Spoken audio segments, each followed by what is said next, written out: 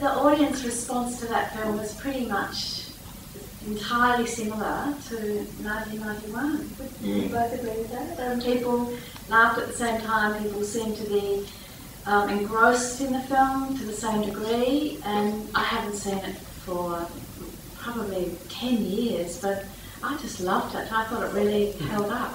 When it was first sort of screened in Melbourne, it was at the Melbourne Film Festival, and the Melbourne Film Festival was in June, at the Astor and so on. I'll never forget that screening because it was packed. And I was sitting in the audience and I knew that whatever happened, we had a good film. The hype was just incredible and so on. And sort of, it was one of probably the best experiences I've ever had in any sort of film I've ever worked on, knowing that the audience was going to love it.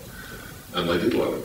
Well, it was fantastic. I think similar to what the others are saying, because we sort of probably came after all that for a public exhibition. And of course, having been involved with the film right at the beginning, by the time we finally get it to the screen, which is the last process, it's very exciting to just see the audiences coming and loving it. It's fairly unique, isn't it, Natalie, for any film to be presented as a script, as a 50-minute, and then all of a sudden the funny body saying to you, just go, here's some money, go away and develop it. Well, we pushed for that, and I think because, you know, there was a little bit, particularly in those days, I think the group of us that were on the panel were not, you know, we didn't run by the rules, and we were happy we weren't running by the rules, and I was on the board of Film Victoria at the time as well, so we pushed for this for it to be extended, and it was, and of course it all went from there, and I'm not sure when, my husband was going to, he was the first AD, and he was reading it, and he's a pretty kind of cool dude, and he doesn't rave about many things, so he kept saying to me, you've got to read this script. I was a production manager at the time, and I said, I'm not going to read a script, I'm not working on it. Read it. So I picked it up, and I suddenly became incredibly proprietorial about this script, and it was the first time I'd read anything, and I really, really wanted to do it. And the script really didn't change much. She's an extraordinary writer, an extraordinary director. Yeah, well, it was really a wonderful circumstance that it could have been made into a short feature, because as we all know, you know, it went from there to be chosen. Well, it wasn't in any of the main competitions in Cannes, but it got chosen in Directors' Fortnight, which was a section, wasn't in the sort of official competition. We had a fantastic sales agent, Fran Lanigan, and Fran sent it to Directors' Fortnight, and she sent it off, and they watched it and they rang her back immediately as soon as the screening was over and said it's in. We don't know where it's in, but it's in, and we opened Directors' Fortnight, and it was extraordinary. Yeah, I mean, often you think there's a lot of hype, what people say about Cannes, but it really, truthfully was like the buzz film of Cannes, which is an amazing thing when you think this small Australian film could have created such a stir, really. I mean, the I thought the film just stood up so well, just watching now, and I think, you know, we all know why it went on to be so well reviewed. And there's a certain precedence which I don't recommend any potential filmmakers out in the audience to do, because it'll never happen these days. But Prue was entirely funded by the government funding bodies, wasn't it? It was AFC and Film Vic. So there was no private investment in it, and that never happens these days. But the other great thing I always remember is actually sort of the AFC were terrified of the film, because it was cut on film, everything was on film, there was no videotape or digital stuff or anything like that. And we'd be sending, I think, copies of the VHS copies to the AFC in Sydney of rushes, and they were looking at the rushes and saying, this is terrible. It actually looked so dark and gloomy. There was a lot of coverage. Martin McGrath shot it, did a lot of coverage. But anyway, there was a lot of footage, and the AFC didn't like what they were seeing. They actually sort of thought it looked dull. For a black comedy as well, you know, everybody was thinking bright colours, I'd imagine. Well, I suppose they assumed that, but it's nothing like that at all. It's actually sort of, it adds a quality to the film that otherwise it wouldn't have. If it was too bright and poppy, it actually wouldn't work as a film.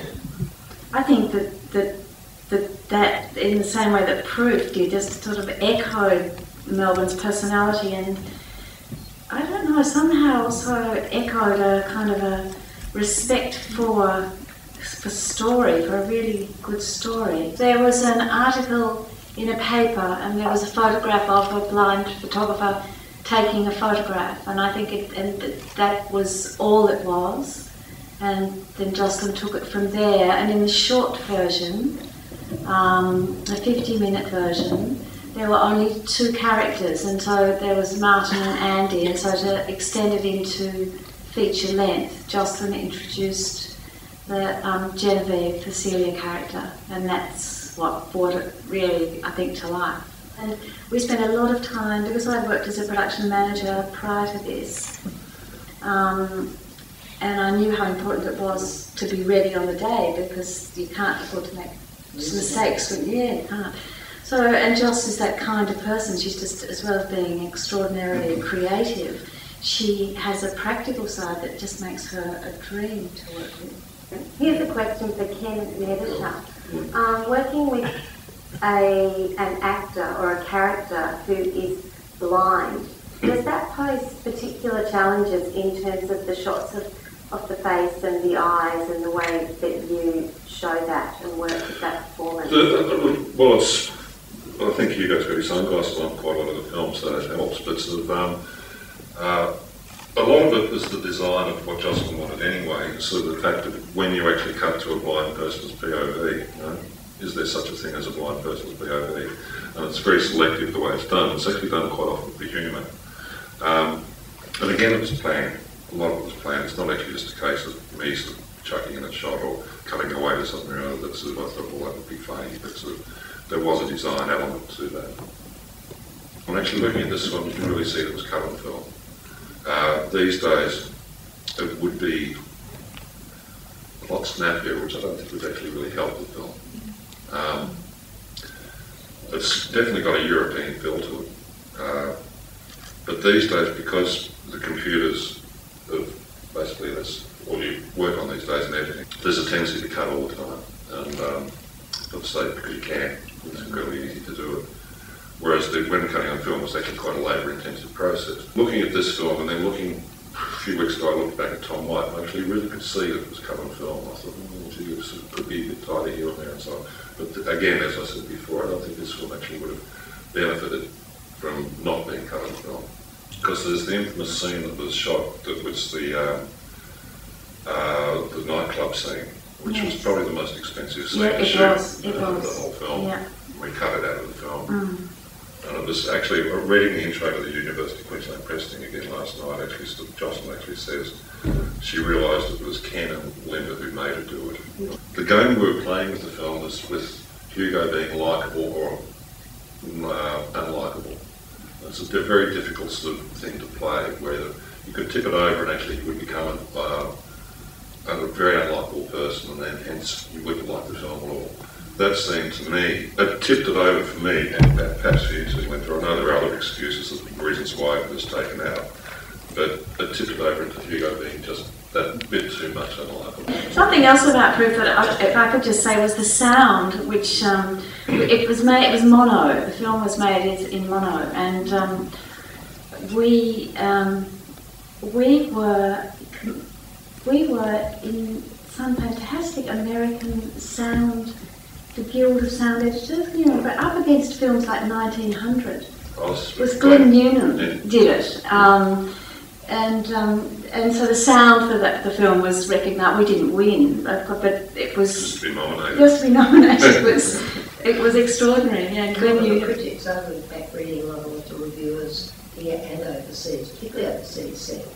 And actually, I had a few of the quotes there. One was just raving about the sound, the detail in the sound. And so I watched out for it when I was looking it up. Well, it's a wonderful film, and we're so proud that we've been able to show it for the AFI Actor screenings. And thank you so much to our wonderful guests, Natalie Miller, Linda House, and Ken Fellows. Would you give them a round of applause?